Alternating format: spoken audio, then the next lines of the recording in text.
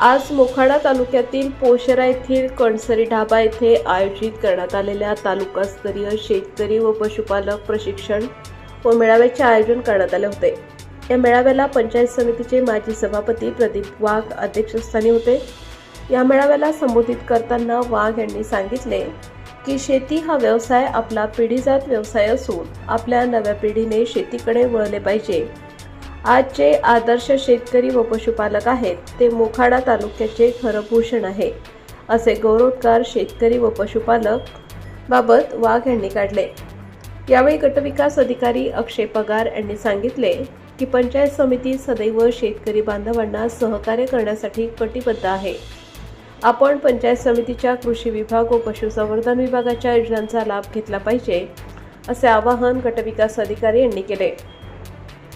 मोखाडा नगरपंचायतचे उपनगराध्यक्ष व आदर्श पशुपालक नवसू दिघा यांनी देखील दुग्ध व्यवसायात मिळवलेल्या यशाची माहिती शेतकऱ्यांना दिली। तसेच तालुक्यातील अनेक शेतकरी व पशुपालकांनी आपली यशोगाथा यावेळी सादर केली। याप्रसंगी उपस्थित आदर्श शेतकरी व पशुपालक यांना प्रमाणपत्र देऊन गौरवण्यात आले।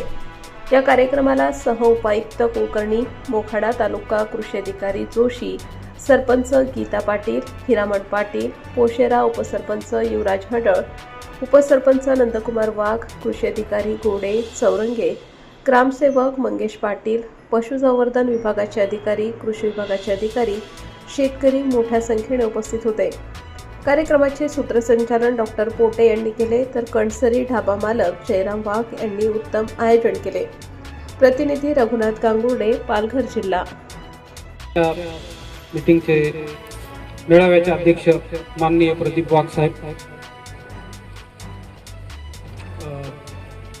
गट विकास अधिकारी पगार साहेब, तसेच उपस्थित मान्यवर यांना मानवंदना करून मी माझे 2 शब्द थोडक्यात व्यक्त करतो।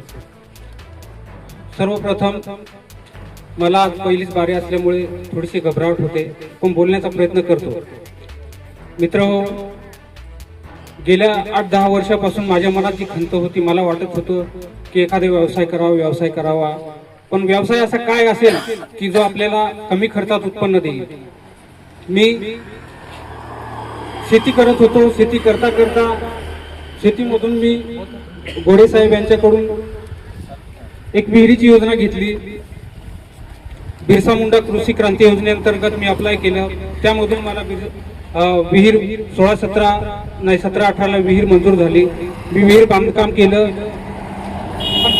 काहीतरी लॉकडाऊन आलं। लॉकडाऊनचा माझा 2-3 वर्षाचा कालखंड असाच गेला। मला शेतीत काही उत्पन्न एवढं मिळालं नाही।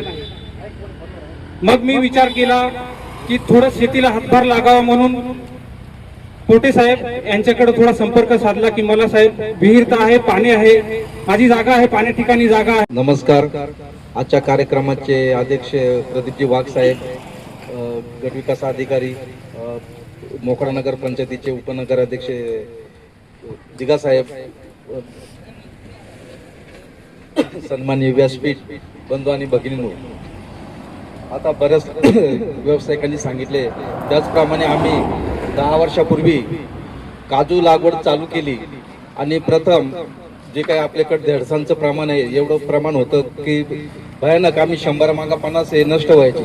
परंतु कुठली जिथं न सोडता आज माझ्याकडे जिवंत 550 काजू आहेत, 225 आंबे आहेत, तुतीची रोपं नवीन लागवड आहे ती 6000 आहे, जांभळं 65 आहेत, आजी पेरू आहेत, चिकू आहेत, फणस आहे, लिंबोणी आहेत 20-25, अशा प्रत्येक प्रकारचे जवळजवळ 800 ते 900च्या दरम्यान झाडं आहेत आणि अजूनही भविष्यात वाढवायचा प्रयत्न करतोय। आणि सर्वात महत्वाचा, आमच्याकडे सूर्यमाळा पाणी भरपूर आहे प्यायला, परंतु शेतीला पाणी कमी आहे। माझा जो जमीन आहे ती डोंगरावर आहे, त्याच्यामुळे तिथं पाणी कमी आहे। म्हणून यावर्षी मी एक प्रस्ताव टाकला आणि तो मंजूर पण झाला। यावर्षी विहिरीचं काम चालू केलंय। तर सांगायचा उद्देश हेच आहे की जे काही शेतकऱ्यांना आधार पाहिजे होता का आपण पाण्याचा प्रॉब्लेम होता, परंतु पुढे न डगमगता एवढी झाडं जगवले विदाऊट पाण्याची। सांगायचा उद्देश आम्ही संस्थेचा आधार घेतला। आता मागच्या वेळेस आम्ही आता यावर्षी दीपक फाउंडेशन कडून तलाव घेतला आणि त्यांच्याकडूनच 150 रोपं घेतले. 150 पैकी 150 जिवंत आहेत. सांगा चौथीच्या संस्था पण आपल्याकडे चांगले काम करतात, परंतु जी हिंमत पाहिजे ती आपण शेतकऱ्यांनी स्वतःची मेहनत पाहिजे ती आपण घेतली पाहिजे. साहेब ज्यावेळेस व्हिजिटला आले ते 1-2 वेळेस चोरगे साहेब त्यावेळेस त्यांनी प्रत्यक्ष बघितलं असेल. आज आम्ही ड्रेसवर आहे, परंतु बरमाडा आणि टी शर्टवर साहेब प्रत्यक्ष बघतात, कारण आम्हाला आवड आहे त्या शेतीची. सकाळी उठलं का शेतामध्ये कुठल्या झाडाला पाणी घालायचं, राहिलेली उरलेली झाड संध्याकाळी पाणी द्यायचं, आणि कुठलाही पाणी नसताना ताज्या व महत्त्वाच्या बातम्या बघण्यासाठी प्ले स्टोअर वर जा, प्रबलभूमी ऍप डाउनलोड करा व या धावपळीच्या जीवनात अपडेट राहा.